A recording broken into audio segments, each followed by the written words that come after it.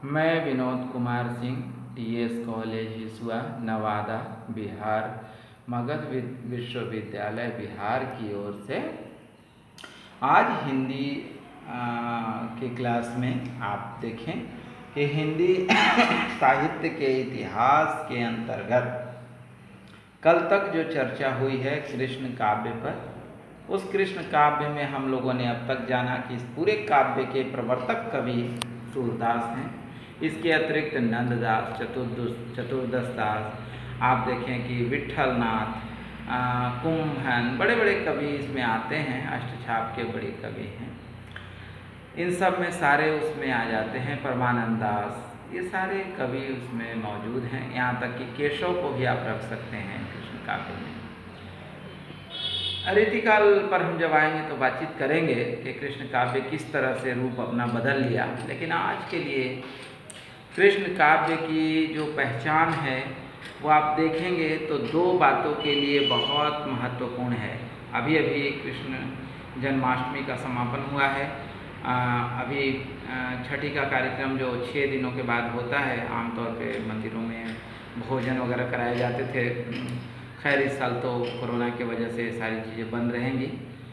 लेकिन आप देखेंगे कि जब कृष्ण काव्य की जो धाराएं चली, उसमें कृष्ण को अगर हम भांपें या समझने का प्रयास करें तो आप देखते हैं कि दो चीज़ें महत्वपूर्ण हैं। दो चीज़ें, पहला ये कि कृष्ण हमेशा प्रेम के बहुत बड़े समर्थक हैं, प्रेम। और दूसरा आप देखें कि वो समन्वय के बहुत बड़े समर्थक हैं। यानी कह सकते हैं कि जो व्यक्ति प्रेम का प्रचारक है वो सामाजिक होगा। प्रेम का रूप भले ही आज के आधुनिक युग में बदला हुआ है, आज का युग थोड़ा अलग हो गया है।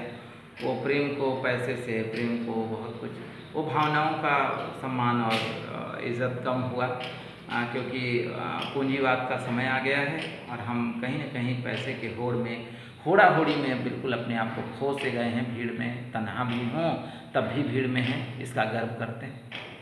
आप देख सकते हैं कि ये भारत बहुत पीछे जाता जा रहा है, लेकिन हम आज भी विश्वगुरु हैं। मैं नहीं कह रहा हूँ कि भारत बहुत ख़राब पोजीशन पे है, ऐसा नहीं कह रहा हूँ। आज भी भारत की स्थिति हर तरह से, जैसे बहुत मेहनती लोग कहाँ हैं तो हिंदुस्तान में हैं।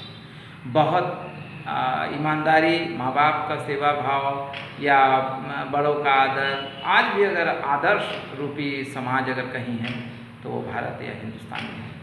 तो मैं इस हिंदुस्तान की वो परिकल्पना नहीं कर रहा हूँ जिसकी आप बात समझ सकते हैं। मैं बिल्कुल साफ कर दूँ कि मैं उस हिंदुस्तान की बात कर रहा हूँ जिस हिंदुस्तान में राम और कृष्ण, इसी में कबीर और सूर और तुलसी और बड़े बड़े जायसी जैसे रचनाकार हुए हैं।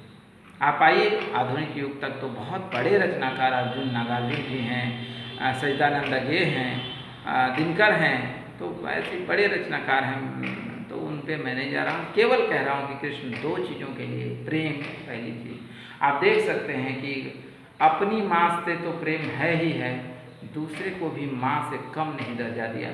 यशोदा के साथ उनका जो रिलेशन है, जो आप देखेंगे कि जो प्यार है वो भावनात्मक इतना ज़्यादा है कि कोई नहीं कह सकता कि यशोदा के गर्भ से पैदा हुए या नहीं हुए, इस पर कोई सवाल नहीं उठता कृष्ण को लेकर।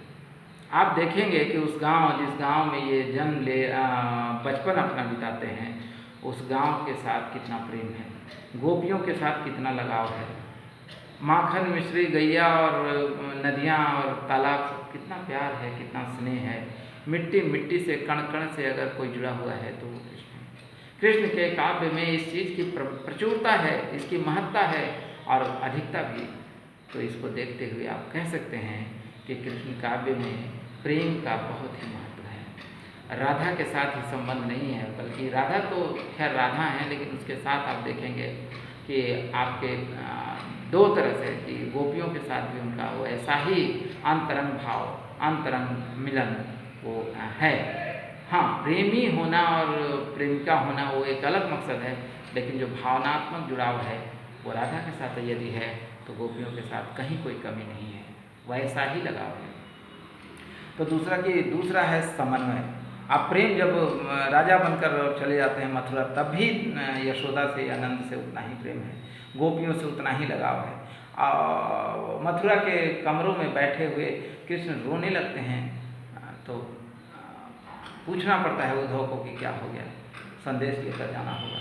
ये बहुत लंबी कहानी है, बातचीत करेंगे बाद में इस पर, लेकिन आज केवल हम बातचीत करेंगे कि कृष्ण प्रेम के बहुत बड़े प्रवर्तक हैं, और ये प्रेम ही हमें सांसारिक बनाता है, हमें विश्व पटल पे खड़ा करता है। ये प्रेम की जो मिट्टी है, ये बहुत ही दमदार, बहुत ताकतवर है।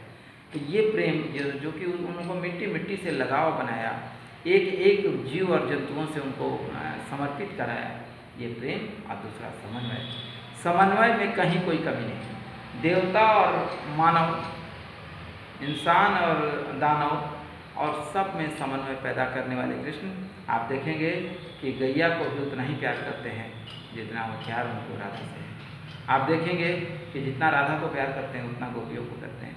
समन्वय का भाव इतना ही नहीं है, इतना तक है कि गोकुल और मथुरा को कैसे एक कर देना है। ये एकता आज हमें प्रासंगिक दिखती है कि हमें भारत पाकिस्तान नहीं, अपितु पूरे विश्व को अपना समझकर और इसे प्रेम के जंजीर में, प्रेम के बंधन में, प्रेम के उस डोर में बांध दिया जाए, ताकि वो अलग न हो सके, कभी दूर न हो सके, कभी जुदा न हो सके। ये प्रेम ही समन्वय का रूप है और समन्वय को पैदा करता है। और जब समन्वय पैदा होता है तो बहुत तेज़ी से वो उभरता है और ऊपर की ओर जाता है। आप देखेंगे कि कृष्ण का संबंध रुक्मिणी से हुआ, राधा से क्या कोई कम प्रेम है? और यही प्रेम क्या समन्वय का भाव नहीं है? ठीक है, ये डिबेट का विषय हो सकता है, वाद विवाद का विषय बन सकता है कि इतना ही प्रेम था तो फिर राधा क्यों नहीं, रुक्मिणी क्यों, ये वाद विवाद का विषय है।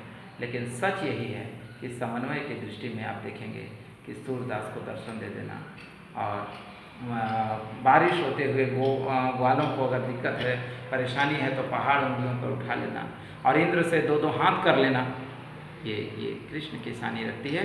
और कृष्ण से बड़ा कोई और रूप नहीं हो सकता जो ऐसा भी कर सके।